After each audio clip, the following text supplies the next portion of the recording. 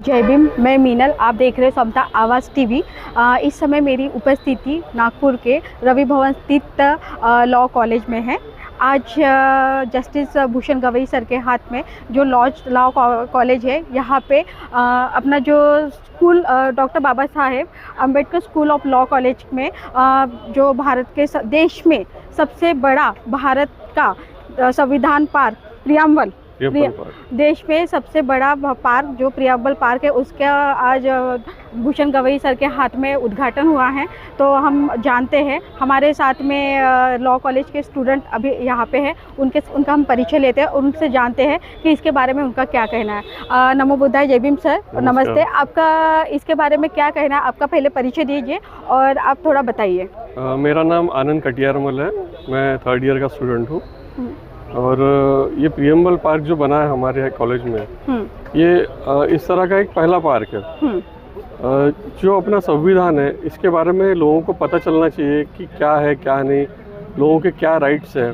इसके लिए संविधान की समझ होना या संविधान का थोड़ा सा पता होना, ये सबके लिए ज़रूरी है। पूरी जो अपने देश की जनता है, सबको पता होना ज़रूरी है। तो उसका एक इंट्रोडक्शन ये प्रियम्बल पार्क है। इसमें जो चीज़ें हैं, जैसे जस्टिस हो गया या सोशलिज्म, जो जो अपने छोटी छोटी चीज़ें हैं संविधान में जो बताई गई है, उसके बारे में एक इंट्रोडक्शन दिया गया है। तो उस कारण लोगों को समझने में आसानी है। तो लोगों ने यहाँ आके ज़्यादा से ज़्यादा विजिट करना चाहिए, देखना चाहिए और संविधान का एक प्राइमरी कुछ समझना चाहिए। ये इसका एक उद्देश्य है। सर, जहाँ की अभी हम जानते हैं कि जैसे बहुत सारे राज्य में ये संविधान को लोग मान नहीं रहे हैं। वो कहते हैं कि संविधान तो डॉक्टर बाबा साहब अम्बेडकर ने नहीं लिखा है और उनके ऊपर वो मानते भी नहीं। संविधान की सब लोग धज्जियाँ उड़ाते जा रहे हैं। तो आपका इसके ऊपर क्या कहना है?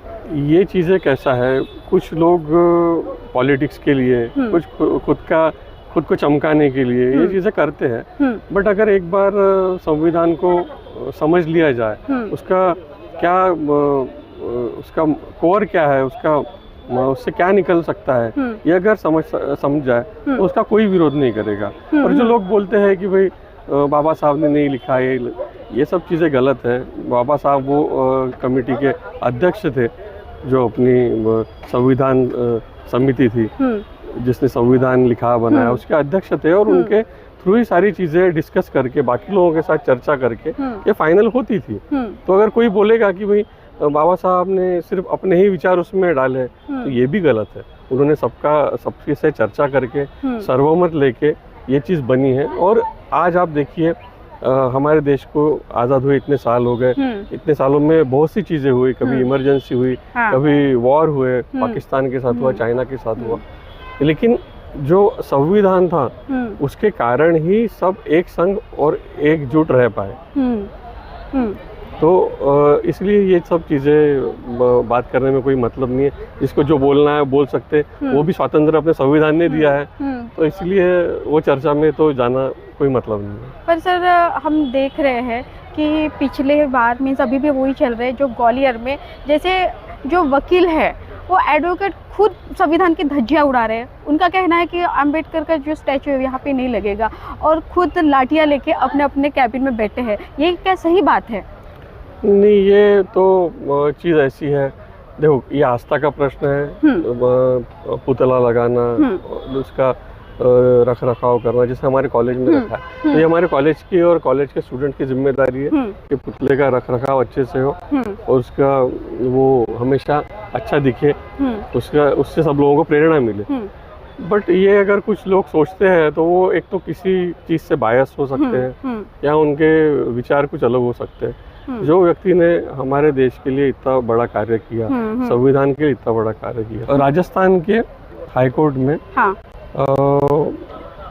ऋषि मनु का पुतला लगा हुआ है, अभी भी लगा हुआ है। तो ठीक है, अब उनकी जो चीज़ें गलत थी वो तो हमने हमारे इससे हटा दी, हम तो यूज़ करते नहीं। जो उनका था, कुछ लोगों ने जला दिया, कुछ चीज़ें अच्छी थी वो ली, वो कुछ अपने संविधान में भी वो चीज़ें आई। अब ठीक है, वो है। तो हमने हमारी बहुत सी चीज़ें, अब कोई बोलेगा कि भाई ताजमहल तो वो गुलामी की निशानी है, उड़ा दो, तो हम थोड़ी करेंगे। वो तो हमारा हेरिटेज है, भले वो किसी ने बनाया जिसको हम नहीं मानते, बट ठीक है। तो ये सब चीज़ें हैं, इसलिए तो हमारा हिंदुस्तान एक विविधता में एकता है। चलिए सर, अभी जाते जाते आप कुछ हमारे मीन्स जो है उनको आप बताइए कि इसके बारे में थोड़ा सा बताइए, नॉलेज दीजिए कि यहाँ से पढ़ के संविधान को कैसे फॉलो करें और जो भी ये चल रहा है जातिवाद ये सब, वो उसको डिस्ट्रॉय करके सब लोग एकजुट रहे और संविधान को फॉलो करें। आप कुछ बताइए। मैं इनके द्वारा सब लोगों से विनती करूँगा, रिक्वेस्ट करूँगा कि ये हमारे लॉ कॉलेज स्क्वायर में जो हमारा कॉलेज है वहाँ पे ज़रूर आए, प्रियम्बल पार्क देखे, संविधान को समझने की कोशिश करें और बच्चों को भी संविधान पढ़ाए। और स्कूलों में भी ये चीज़ होनी चाहिए। एक रहता है छोटा सा विषय नागरिक शास्त्र, लेकिन वो भी बच्चे, उनको स्पोर्ट्स पीरियड रहता है, वो पढ़ते नहीं पढ़ते, ये पढ़ना चाहिए। जब ये समझ सब में आएगी तभी ये जो जाति पात ये सब धर्म वगैरह ये चीज़ें नॉर्मल होगी। चलो धन्यवाद सर, धन्यवाद।